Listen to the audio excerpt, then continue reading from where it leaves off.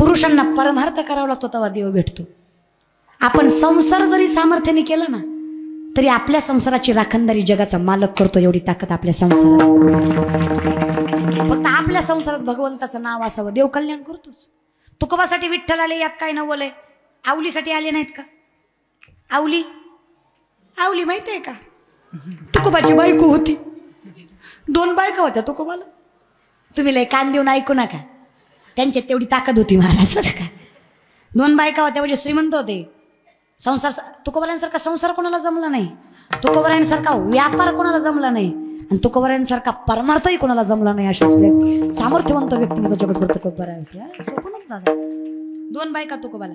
त्यांनी काय हौसनं केल्या नाही त्या. पहिली बायको केली रखमा, तिला बाळ होईना म्हणून आईबापांना हट्टा खातर दुसरी करायला लावली. पण देवाचं गणित इतकं बेकार उपरीकर, दुसरी बायको केली आणि दुसरीच्या आधी पहिलीलाच लिकरू झालं. देव बी असला खतरनाक माझ्या बघतो ना महाराज. 2 बायका होत्या, रखमा आणि जिजा. पहिल्या पत्नीचं नाव रखमा, दुसऱ्यांचं नाव जिजाऊ, त्यांचं पण नाव जिजाऊच होतं. एका जिजाऊनं पुत्र दिला, हिंदवी स्वराज्य उभा राहिलं. एका जिजाऊनं धनी दिला, परमार्थाचा कळस उभा राहिला. 2ही जिजाऊ तेवढ्याच सामर्थ्य. ती पण जिजाऊ, पण तिला आवली म्हणायचे. लोक म्हणतात फटकळ आहे, पण मी सांगते तुकोबांच्या बायकोसारखी बायको भेटायला नशीब फार लागतं. फटकळ का होती? कारण नवऱ्याचं लक्ष संसारात नव्हतं. कोणीतरी एक कणखर राहिल्याशिवाय संसार चालत. तुकोबांना भाकरी दिल्याशिवाय भाकरी खात नव्हत्या, गरीबाच्या नव्हत्या. पुण्याचं सासर आहे, गुळवे सावकाराची पोरगी तुकोबारायची बायको आवली. 3600 एकर ऊस होता तिच्या बापाचा. किती? 3600. आणि उपरीच्या डोंगरात नव्हता, पुण्यात होता. जागेला किंमत आहे ना. 1.25 एकर ऊस आहे आपल्या सासऱ्याचा, तरी बोलू देत नाही आपल्याला. धोंड्याच्या महिन्यात अर्ध्याच तोळ्याची अंगठी केली, पण महिनाभर स्टेटस होता, लाडाचा जावई गेला सासरवाडीला. अर्ध्या तोळ्यावर महिनाभर बोंबललं महाराज. काय जागीरदारी असेल आवलीची. 1425 माणसं बापाच्या 1 टाइम हाताखाली. अशा जागीरदार बापाची पोरगी नवऱ्याच्या घरी मिठासोबत भाकरी खायची. काय संसार केला असेल? एका लुगड्यावर संसार केला, एका लुगड्यावर.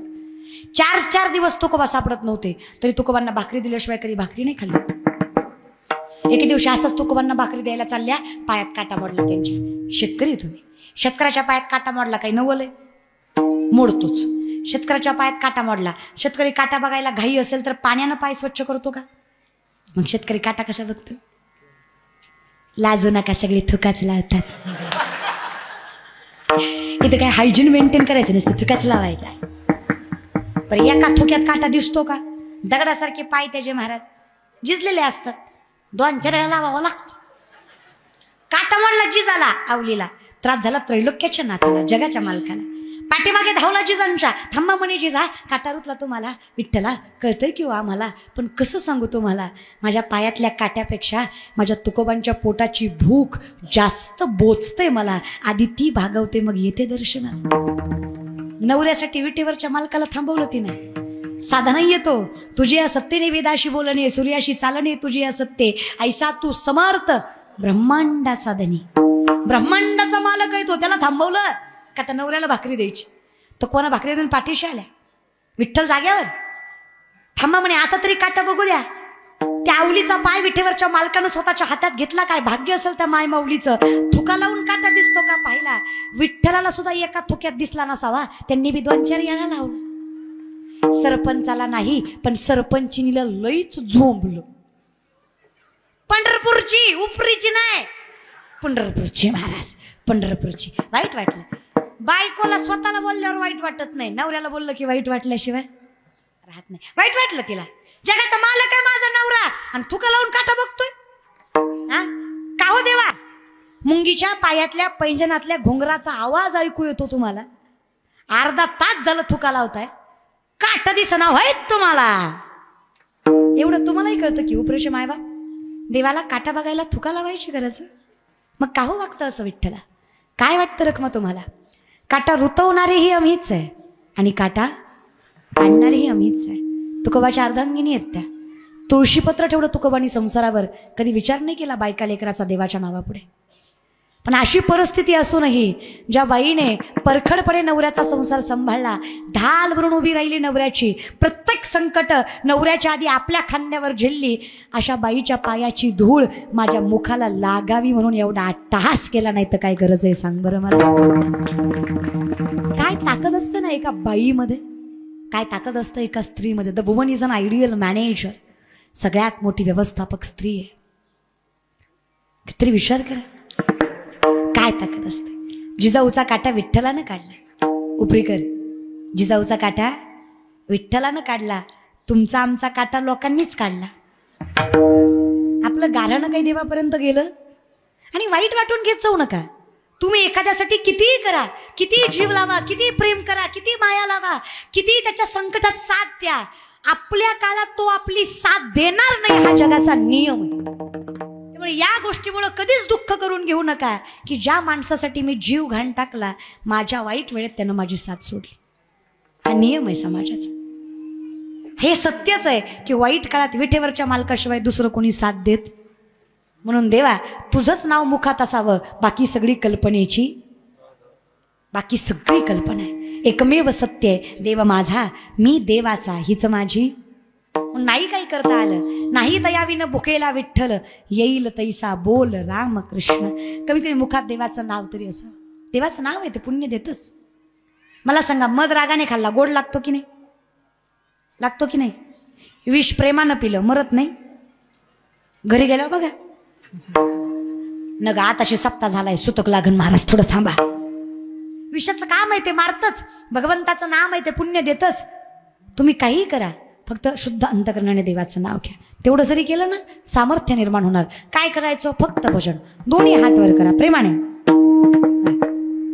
राम राम जय राजा राम, राम राम जय सीताराम, राम राम जय राजा राम, राम राम जय सीताराम, राम राम जय राजा राम, राम राम जय सीताराम, राम राम जय राजा राम, राम राम जय सीताराम. राम राम जय राजा राम, राम राम जय सीताराम, राम राजा राम, राम राम जय सीताराम. रामचंद्र गिरी. तुम्हाला खाली कोणी घ्यायला सांगितलं? एनिवे असू द्या, घेतलं तर घ्या. तुम्ही कुठं ऐकाय बसलात? बोलल्यावर झोंबन, पण मी बोलणार. तुम्ही एवढे आले, यातले अर्धेच कीर्तन ऐकायला आले, अर्धे एकाच कामासाठी आले. टीव्हीत बघितली, एकदा समक्ष बघायची. काही फरक नसतो. उलट मला तोंडावर बायका म्हणतात टीव्हीतलंच चांगल्या दिसतात, समोरलंही किरकोळ आहे. अगं ती टीव्ही आहे, तिथं बऱ्यापैकी खोटंच असतंय. ॲडव्हर्टाइजमेंटचं जग आहे ते. कीर्तनकार कोण आहे हे ऐकून कीर्तनाला यायचं नाही. गावात कीर्तन आहे म्हणलं की कीर्तनाला यायचंच आपलं भाग्य आहे की आपण कीर्तनाला येतो. काही नाही करता आलं. वजैवजैकमण्डनं समस्त पापखण्डनं सुपिच्च पुच्च मस्तकं सुनाद वेणु हस्तकं मनोज गर्भमोचनं विशाललोललोचनं मनंगरंगसागरं नमामि कृष्णं. वजैवजैकमण्डनं समस्त पापखण्डनं सुभक्त चित्तरंजनं सदैव. काय नाही, हरिमुखे म्हणा, सगळ्याचा अर्थ एवढाच होता. तुम्ही नका लय भानगडीत पडू महाराज.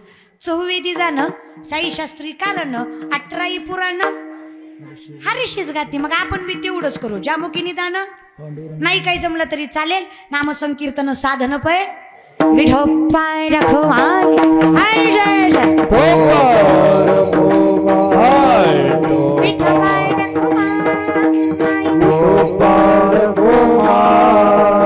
विठोपाय रखवाई जय जय गोपाल गोमाई,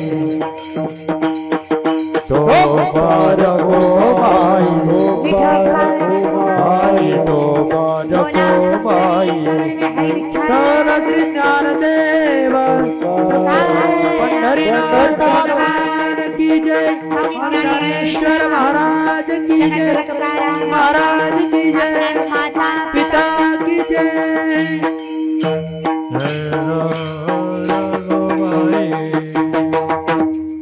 हा सुंदर नामचिंतनाचा अट्टहास अखंडितपणे चालू असलेला संकीर्तन सोहळा, त्यातला आजचा शेवटचा दिवस हा शिवजयंतीचा सोहळा.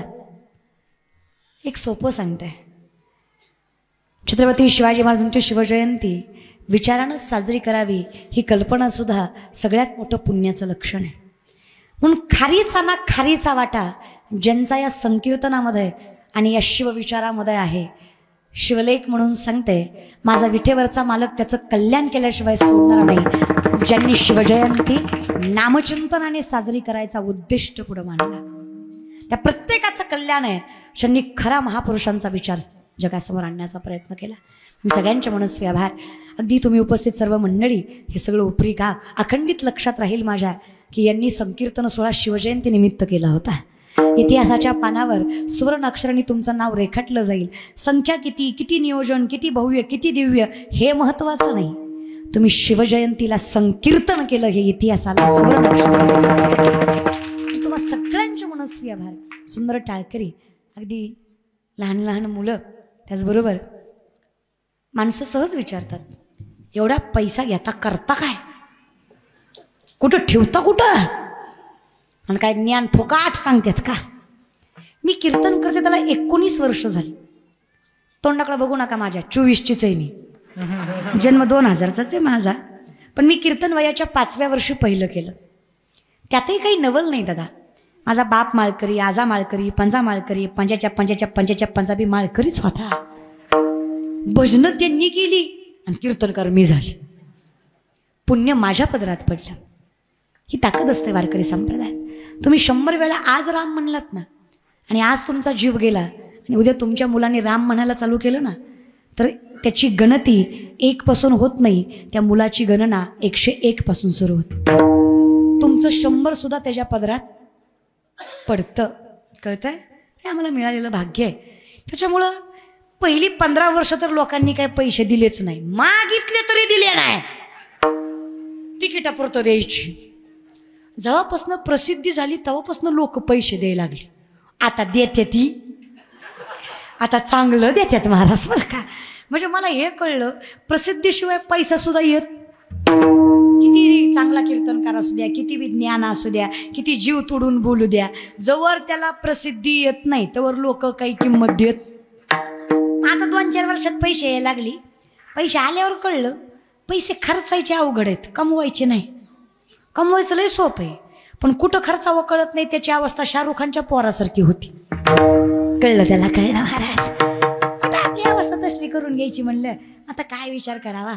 म्हणून माझे माऊली म्हणतात, जरी स्वधर्मात होते जिजे मिळे आपण याते, ते दिजे बहुते सन्मान योगे. जे कमावलं त्यातला 50% वाटा तरी समाज हितार्थ जावा, असं माझ्या माऊलींचं मत आहे.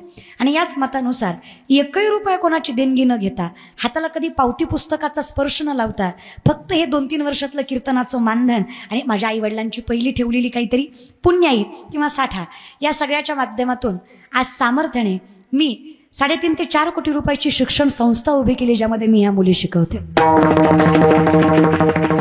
माझी काही बाप जातीची इस्टेट नव्हती. म्हणजे माझं गाव बार्शीपासून जवळ खेडेगाव आहे भानसळ, तिथं जमीन आहे, पण तिथं संस्था उभा करण्यात मजा नव्हती का, तर गाव खेडेगाव होतं. पण बार्शीमध्येच गुंट्यानं जमिनी घेऊन आता चालू आमच्या बार्शीला भरपूर भाव आहे. आणि प्रॉपर बार्शीमध्ये असल्यामुळं गुंटेवारीनं घ्यायचं म्हणलं की 20-25 लाख रुपये गुंठा अशा हिशोबानं पडत होतं. अशी गुंटेवारीनं जागा घेतली.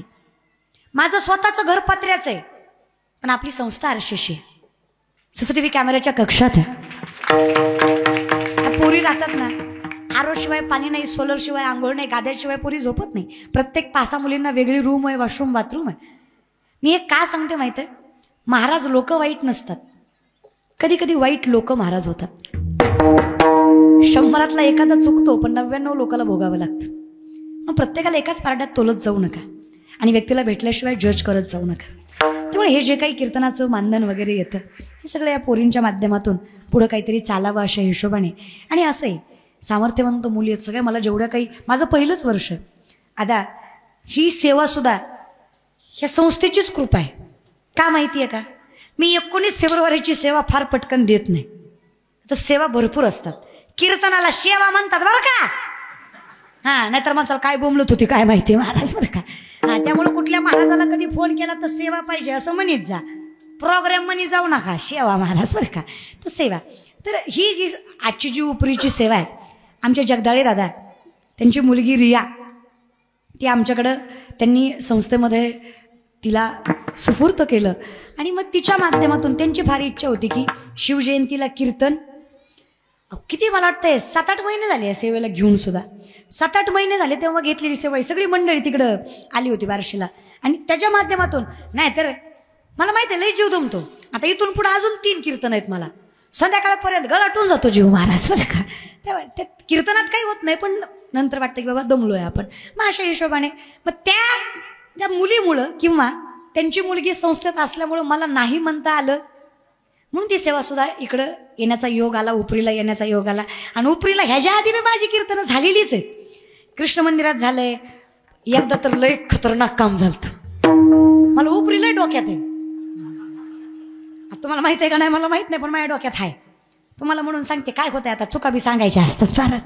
काय झालं उपरीला सेवा घेतली होती वर्ष श्राद्धाची होती. मला कोणाची एवढं काही लक्षात नाही पण तिकडे रानात होतं कीर्तन.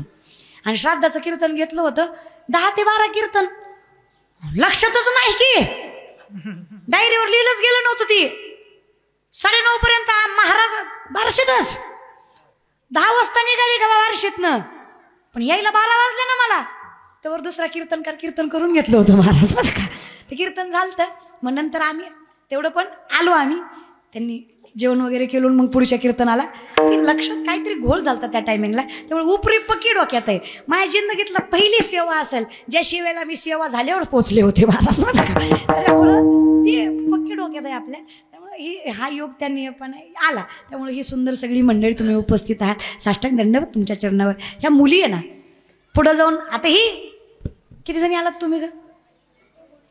19 जणी. किती जणी येतात आपण 50. एक आमचे सगळे घरची बिरची म्हणून असे आम्ही म्हणजे 60 धरतो आमचं अख्खं कुटुंब. 50 मुली आहेत. महाराष्ट्रातल्या प्रत्येक कोणाकोणातून आलेल्या पार लांबून धुळे वाशिम इकडून सगळीकडून आलेल्या मुली आहेत. तर या मुली पुढे जाऊन पैसे किंवा प्रसिद्धी मिळवतील म्हणून खरंच मी यांना शिकवत नाही. ह्या कीर्तनकार व्हाव्या पैसे मिळवावे प्रसिद्धी मिळावी म्हणून खरंच नाही. ह्या पुढे जाऊन प्रसिद्धी मिळवतील की नाही ह्याचा विश्वास देत नाही. पण पुढे जाऊन धर्म मोठा करतील एवढं मात्र विश्वासानं सांगू. त्यांच्याकडे बघून 4 पोरींना तरी वाटेल आपलं आयुष्य असं असतं तर बरं झालं असतं. 4 बायकांना तरी वाटेल आपली पोरगी अशी पाहिजे सुसंस्कृत सुशिक्षित वेल एज्युकेटेड. त्यामुळे ही सगळ्या मुली आणि ही लेकरं ना एवढी लेकरं तो ही सोपं नाही झालंय हे सांभाळायचं. लोक बी अशी आहेत ना. आता पोरींचं नसतं एवढं काय पण पोरांच्या बाबतीत असं असतंय अख्खं गाव ज्याला कटाळलं ती संस्थेत असते. मग ती महाराजांना सांभाळायचं पुन्हा. त्या महाराजांना त्याला खाऊ पिऊ मग त्याला मारू नीट कराय. पुरी गुणवानाच असतात पहिल्यापासून. मला जेवढ्या मुली भेटल्या ना बिचारींचा एकाचा सुद्धा त्रास नाही मला कसलाच. त्याच्यामुळं हे सगळेच लेकरं थोडं महिना 2 महिना त्रास देतात सुरुवातीला पण पुन्हा मिळून मिसळून जातात. पुन्हा जाऊ वाटत नाही त्यांना. ही लेकरं एवढे त्यांना सांभाळायचे दादा. सगळ्यांची कृपा आहे. उत्कृष्ट गोड असणारी सगळी मंडळी. अगदी गोड गायनाचार्य हरिभक्तपरायण गणेश महाराज हरिभक्तपरायण ज्ञानेश्वर महाराज ज्ञानेश्वर दादा गणेश दादा अगदी सुंदर कंठ दोघांचाही. माऊलींची कृपा आहे. या नामचिंतनाला गोड तर आहेच पण अजून गोड करायची ताकद तुमच्या ते साष्टांग दंडवत या बहिणीचा. अगदी गोड सुंदर पखावा ज्यांनी वाजवला हरिभक्तपरायण संतोष दादा आमचे या भागात सेवा असली की अखंडितपणे उपस्थित असतात. त्यांच्या नावात मी गेल्या वेळेस सुद्धा म्हणलं होतं त्यांच्या नावात संतोष आहे यात कौतुक नाही. त्यांचा स्वभाव सुद्धा संतोषाचाच आहे हे त्यांचं कौतुक आहे महाराज बरं का.